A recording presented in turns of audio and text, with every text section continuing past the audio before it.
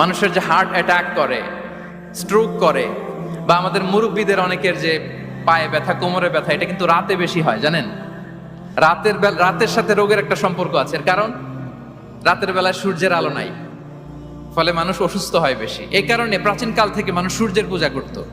আল্লাহ নবী ইব্রাহিম আলাইহিস সালাম উনিও প্রথমে ভেবেছিলেন তারাই কি আমার রব, চাঁদই কি আমার রব, সূর্যই কি আমার রব। ভাবতে ভাবতে তিনি মহাসত্যের সন্ধান পেয়েছেন। তো এটা আমরা উদ্ধার করতে পারতাম না যে আসলে আমাদের স্রষ্টা কে। আর আমাদের মধ্যে যারা চিন্তাশীল তারা হয়তো আমরা ভেবে একটা কুল কিনারা করতে পারতাম যে না, একজন স্রষ্টা থাকতেই হয়, না থাকলে কেমন করে হয়, কেউ না কেউ আছেন। কিন্তু তিনি যে ক্ষমাশীল, অনেক পাপ করে ক্ষমা চাইলে যে তিনি ক্ষমা করে দেয়, এটা আমাদের জানা থাকতো না, ঠিক কিনা? তিনি যে মহাজ্ঞানী, মনে মনেও যেটা ভাবি এটা উনি ধরে ফেলেন, এটা আমরা বুঝতাম না। 99টা সুন্দর সুন্দর নাম